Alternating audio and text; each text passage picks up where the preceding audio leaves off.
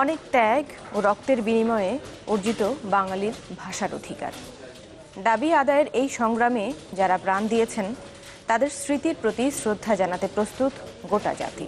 কয়েক ঘন্টা পরেই শহীদ মিনার এলাকায় ঢল নামবে সর্বস্তরের মানুষের।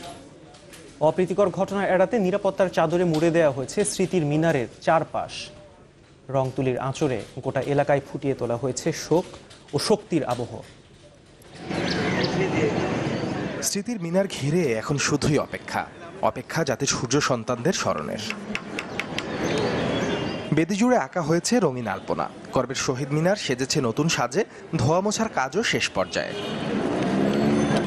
ভাষা শহীদদের স্মরণের অন্যতম অনুষঙ্গ সড়ক ও দেয়াল জুড়ে বাহারি আলপনা।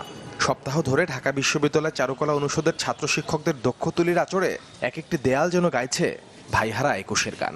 যারা মাতৃভাষার জন্য প্রাণ দিয়েছে, ভাষা শহীদ হয়েছে, ওদের স্মৃতিকে উজ্জীবিত করার লক্ষ্যে এবং নতুন প্রজন্মের কাছে ওই রাষ্ট্রভাষা বাংলার যে চেতনাবোধকে জাগ্রত করার লক্ষ্যে কিন্তু আমরা এগুলো দেওয়াল পেন্টিংগুলো করে থাকি। 5 জন বীর সৈনিককে আমরা আঁকছি, কিন্তু সেটার সাথে ভাষা এবং ভাষার যে চেতনা, দেশের যে চেতনা, সেই জায়গাটাকে কিছুটা তুলে ধরার চেষ্টা করছি। সবসময় তো পেইন্টিং আমরা বিভিন্ন জায়গা করছি, সাধারণ মানুষদের সামনে যখন করছি বিভিন্ন মানুষ কমান্ড করছে এবং চিনতেছে যে এটা রফিক, এটা বরকত, ওরা এরকম ছিল ওইরকম ছিল।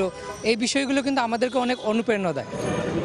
আন্তর্জাতিক মাতৃভাষা দিবস ঘিরে শুধু কেন্দ্রীয় শহীদ মিনারই না, নিশ্চিত নিরাপত্তা নেওয়া হয়েছে পুরো রাজধানী জুড়েই। শহীদ মিনার পরিদর্শনে এসে র্যাবের মহাপরিচালক জানান, কোনো ধরনের নাশকতার সম্ভাবনার তথ্য তাদের কাছে নেই। মূলত 3 স্তরের একটা নিরাপত্তা ব্যবস্থা বলবৎ থাকবে।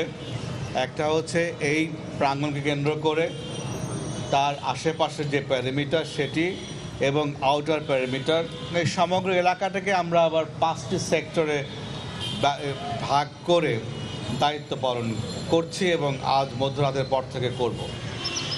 প্রথম প্রহরে রাষ্ট্রপতি ও প্রধানমন্ত্রী শ্রদ্ধা নিবেদনের মধ্য দিয়ে শুরু হবে 21-এর মূল আনুষ্ঠানিকতা।